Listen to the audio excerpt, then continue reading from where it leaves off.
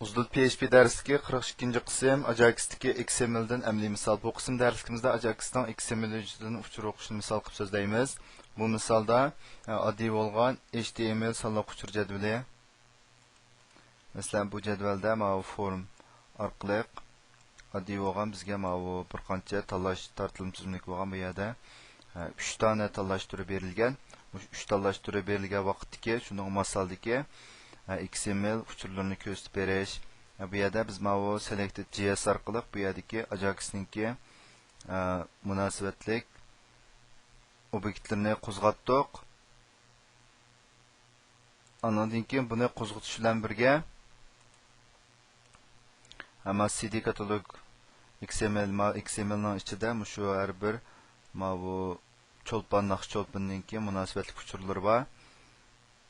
Anan ki git PHP arqılıq git qismidan erishgan uçur bilan XML vücudidagi munosabatli uçurlarni o'zaro selishtirish orqali shuningga munosabatli uçurlarni ko'rsatib berish degan buyruqni bergan bo'lsa, biz bu amaliy misol qaraydigan bo'lsak, masalan bu yerda Bobtoydan tanlagan vaqtimizda bu artistningki bu CD Plastics'ning nomi, yurti, bu turishliq şirket anaki bu CD Plastics'ninki bazası bilan bozorga solingan vaqti qatorliq uçurlarni har bir a'zoninkini o'xshamagan holatda bizga ko'rsatib